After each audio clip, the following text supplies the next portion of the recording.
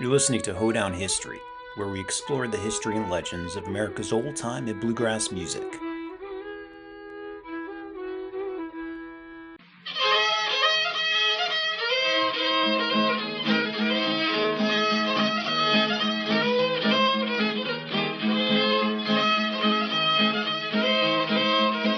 It's been called one of the great American folk songs and fiddle tunes of all time, and it's been covered by hundreds of old-time and bluegrass bands. And it's one of those tunes that seems to work in almost every genre of American folk and country music. It's even been performed by musicians in genres outside of old-time and bluegrass, including Johnny Cash, Ricky Nelson, Nick Cave, Bing Crosby, Andy Griffith, and yep, even Elvis. Well, stick around because we'll uncover some of the history of this tune. We'll listen to some very different versions as played throughout the country, and we'll even dive into some of those lyrics. And stick around till the end because I'll share some theories on where this tune may ultimately have come from. And if you're like me, you'll be pretty surprised with one of them, as it's found in a completely different genre of music. But it's a song you might have heard of before. So let's dive in.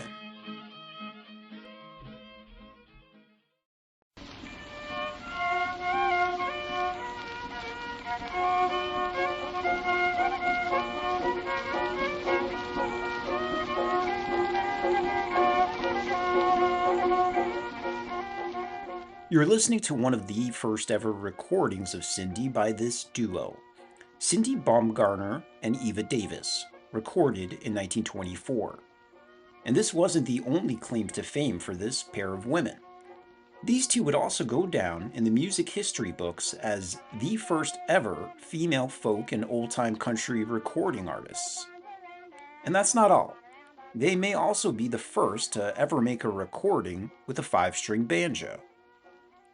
Born Sarah Samantha Biddix in about 1878 in Tennessee. She grew up along the North Carolina and Tennessee line, living in both states until finally settling in Dillsboro, North Carolina. Samantha's father, Hazelton or Has Biddix, was a fiddle player of local renown. When she was a young girl, Samantha taught herself to play the banjo, and this wasn't one of those shiny new banjos from S.S. Stewart.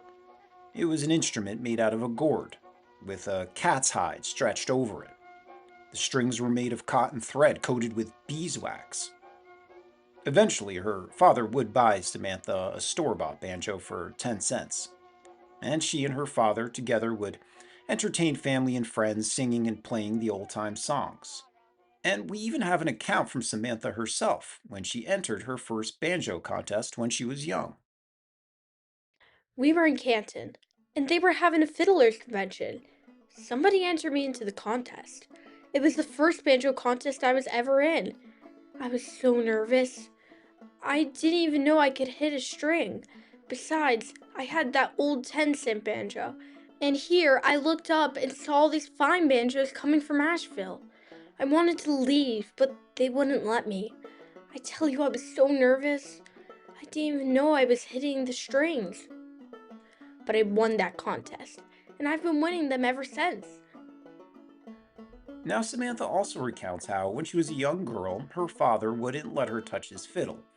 But when he wasn't home, she would sneak it off the wall to practice in secret. So by the time she was 15, Samantha was playing both the banjo and the fiddle. At the age of 17, Samantha married. But something happened that we don't know the details of because just 4 years later, in 1902, Samantha Biddix married again, this time to a 40-year-old man named Carson, or Carse, Bumgarner. She was 23 at the time. Carson was supportive of her musical abilities and is known to have bought her the first fiddle she actually ever owned. Now, around the turn of the century, Samantha had only played music for amusement and some contests. But Carson saw potential in his wife's musical ability. He encouraged her to start performing more in public. And I guess word got around during these performances because eventually, in 1924, Bumgarner got a message from the Columbia Phonograph Company asking her to come to New York and make some recordings. So Samantha made the trip to the big city along with a woman named Eva Davis. Now, Eva Davis is a bit of a mystery to music historians, as there are not many details written down about her, and even 100 years later, no one has definitively concluded who she really was. So, in April of 1924, at the dawn of the country music recording industry, the two women would wind up on the top floor of the Gotham National Bank building, and there they would make music history. Over 2 days, the 48-year-old Bumgarner and Eva Davis would record about a dozen songs. Not only were the recordings notable for capturing some Appalachian standards for the first time ever, but they were also the first recordings to ever capture a five-string banjo. And most importantly, the session made Bumgarner and Davis the first women country artists to ever be recorded. Well, here's our first recording of Cindy, which they entitled Cindy in the Meadows. Cindy in the summertime, Cindy in the fall. If I don't get Cindy, I'll not marry at all. Ain't I right,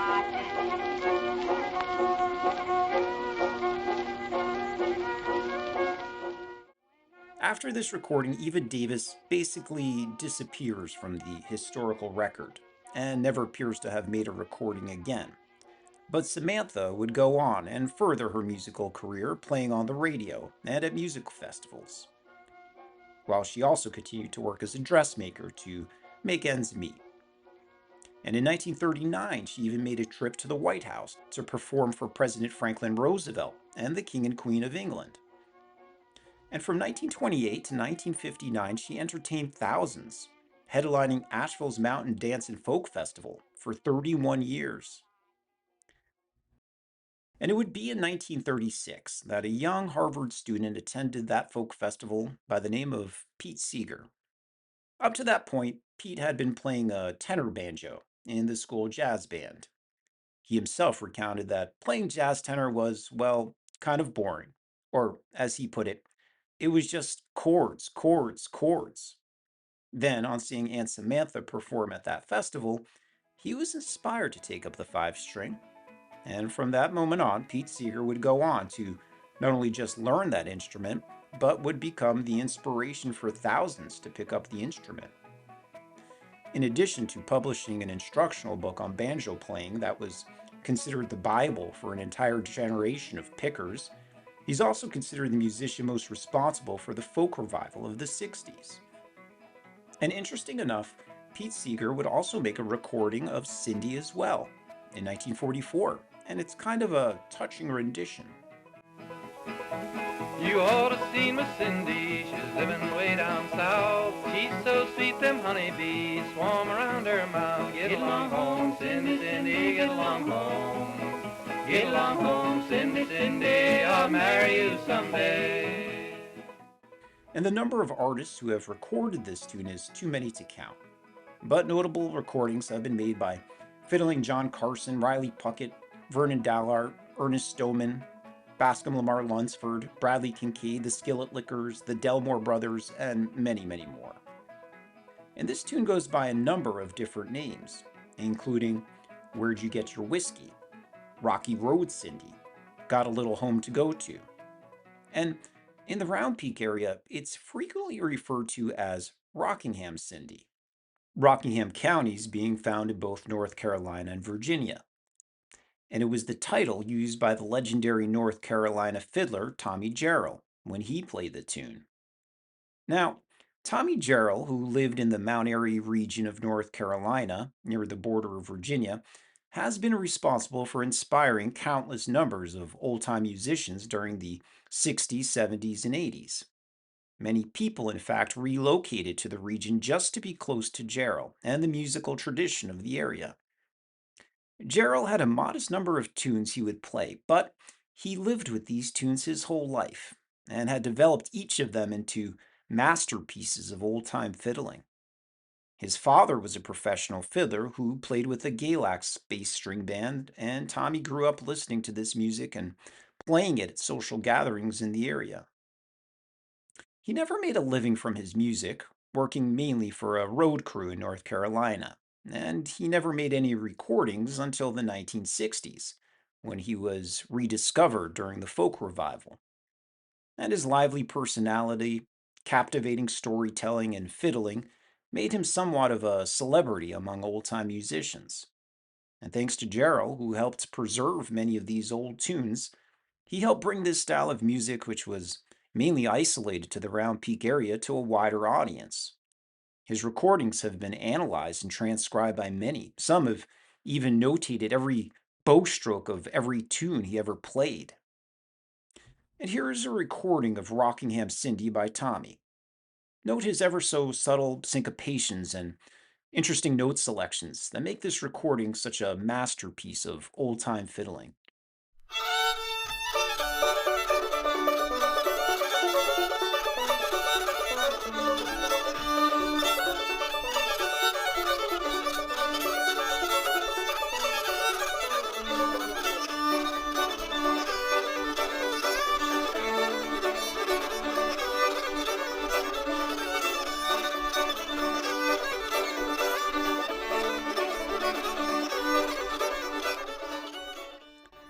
Now, Jarrell also played another tune called Backstep Cindy, which is just one of the many tunes out there that are related to the general Cindy tree. Other related tunes include Old Time Cinda, which the Hillbillies recorded in 1925. And then there's Uncle Dave Macon's Whoop 'em Up Cindy. And I should also mention that Ricky Nelson's Cindy Cindy, which he actually performed in the 1959 Western called Rio Bravo, starring Dean Martin and Walter Brennan. And it was a similar Cindy Cindy version that this man would record in 1970. And it's no surprise, since the tune lends itself so well to all types of country music, that it would find itself in both the Western swing and bluegrass worlds, eventually being recorded by both Bob Wills and Bill Monroe in the 1960s. And even today, Cindy is considered a much loved bluegrass standard as well. So, this brings us to the question of where this tune came from. And there's a lot of theories about its origin. But let's start with our documented evidence first. One of the earliest versions of Cindy is found in this publication from 1904 by Anne Virginia Culbertson. This is a book of African American folk tales, wherein one of the characters sings a plantation song named, quote, Cindy Ann. The first verse and refrain are as follows. In this early version, the narrator is saying goodbye to Cindy before leaving to fight in the Civil War, which lends the song a slightly sadder feel than maybe what we're used to. And another early reference to Cindy that I dug up comes from the Journal of American Folklore, published way back in 1915. It's actually entitled Ain't I Goin', but the lyrics found here are even closer to those of the more modern Cindy versions we're familiar with. And here's where we find the lyrics Get Along Home, Cindy, along with some other pretty hilarious verses. Now, in this old document, we find a big clue on how this song may have developed and spread because it mentions that this tune is actually a play party song. Okay, what's a play party, you might ask? And it's a good question because play parties have had a significant role in generating and spreading a lot of tunes that are common in both old time and bluegrass music. A play party was a type of social gathering in which young people would play a game that would involve some drama and body movement. They were usually performed with singing and hand clapping, without any instruments. The play party may have evolved from simple children's games and then developed into more intricate performances in an era when musical instruments were considered inappropriate for proper social occasions. Many church communities in early America did not look too kindly on the fiddle, which was often described as the devil's box. Simple songs like Skip to My Lou or Old Joe Clark would be sung, sometimes taking turns or all together in a call and response pattern.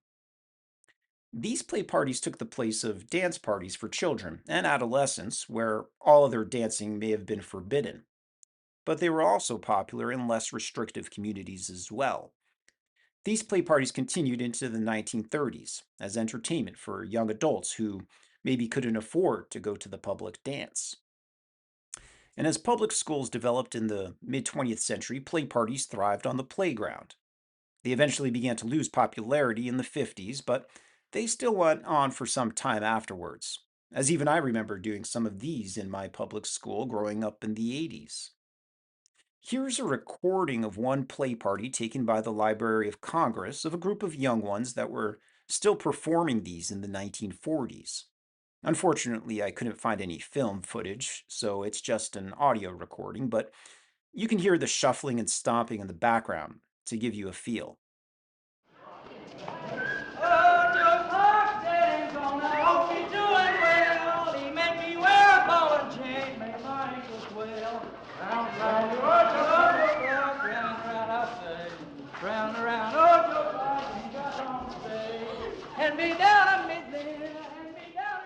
Now, it was common in these play parties to improvise lyrics on the fly. Sometimes the singer may borrow floating lyrics from another song, or sometimes they would just make up rhymes that didn't make any sense at all. And this kind of explains why we find so many verses in Cindy. And I did find a lot.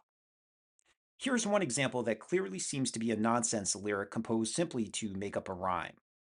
This one goes, "Now Cindy got religion, she thought her time had come. She walked right up to the preacher and chewed her chewing gum." It does seem like the only reason the chewing gum is included is simply to make a rhyme. So, if you ever wondered why there are so many of the same nonsense lyrics found in so many different tunes, like Old Joe Clark, Cotton Eye Joe, or Bile Them Cabbage, and many, many others, this is one reason. So, we won't spend too much time actually analyzing the meaning behind the lyrics. Now, there is also another interesting note in this old document that may shed some light on the original source of this tune. The text reads that this song was brought from Arkansas to western Nebraska in 1882. And that's it. Well, it's not much of a clue, but it does point to the state of Arkansas.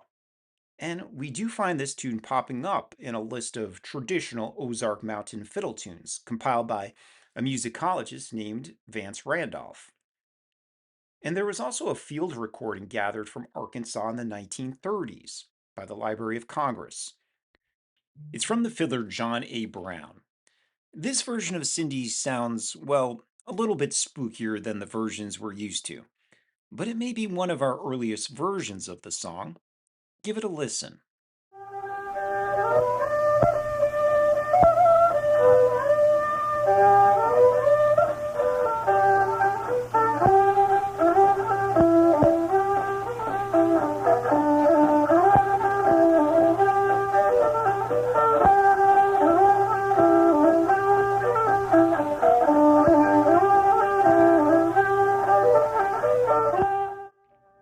And since we're in Arkansas, I should probably mention that, well, many researchers believe the tune may have also spread from this state to Louisiana, because there's a very popular Cajun version of this tune that may have been borrowed from this Arkansas version. It's called J'étais au bal, or I went to the dance last night, and it's pretty great.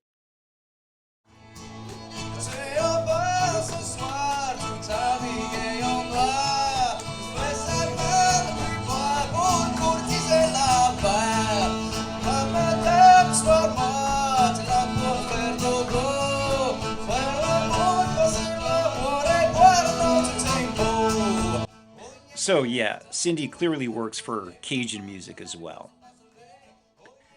And just like we have many different names of this tune, there are several theories as to where this tune originally came from. In addition to Ain't I Goin' from 1882, Lomax links Cindy to a minstrel tune called Cindy Lou. Others have suggested that the song finds its source in another minstrel tune dated to 1842 called Lucy Long. Give it a listen.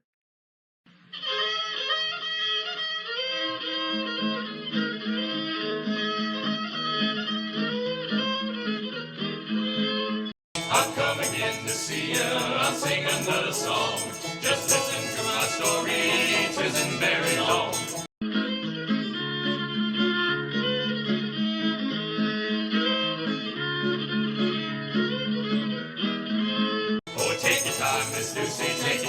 let's snooze along. Oh, take your time, let's snooze it, take your time, let's snooze along. It's not super similar in my ears, but it is a common theory. Well, I saved the best for last because there is another pretty strong theory that Cindy may be related to an old traditional African American spiritual called the Gospel Train or Get on Board. It was first published in 1872 as one of the songs of the Fisk Jubilee Singers, and it's found in the hymnals of many Protestant denominations and has been recorded by numerous artists. And chances are you've probably heard it at some point. Give it a listen.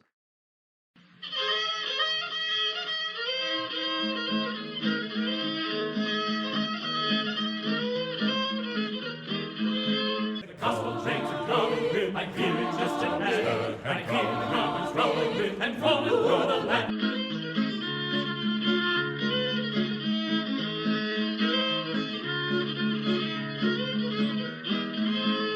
Oh, get on board now. Let's get on board now. Oh, get on board now. Oh, yes, there's room for many more. Oh, get on board now. Let's get on board now. Oh, get on board now. Oh, yes, there's room for many more. So that's another theory. And surprisingly, this song was actually playing on the classical radio station in my car the other day. I was kind of surprised that they were playing a symphony version of an old fiddle tune, but it turned out to be a symphony version of Gospel Train. Well, that pretty much sealed it for me. Well, folks, before I go, I have one more recording of Cindy that I think is pretty great. It's actually a video I dug up of Cindy being performed by a solo banjo player and the famous West Virginia mountain dancer, Donald Ray White. White was born on April 17th, 1927, in Bandytown, Boone County, West Virginia. He worked as a coal miner and eventually became a mountain dancer and entertainer who would mix both tap and clogging into his dance style. He became somewhat of a local celebrity in the area and is considered one of the greatest mountain dancers of his time.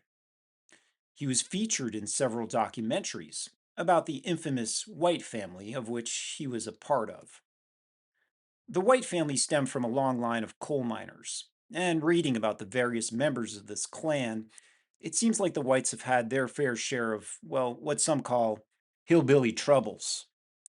Records indicate a long list of mishaps and tragedy attributed to various family members, and I found a number of incidents that link the family to records of larceny, prescription fraud, shootings, armed robbery, forgery, stabbings, and child custody battles. Well, on July 2nd, 1985, D. Ray was shot and killed with a 12-gauge shotgun when he got into a quarrel with another local man, ending his life at the age of 58. But right before he passed, he performed for a PBS special called Talking Feet, Solo Southern Dance. The film was released after his passing, and it's a legendary performance of just good old mountain dancing. So, I'll leave you with that. I hope you enjoyed this video on Cindy, and once again, folks, thanks for listening. Worse than all the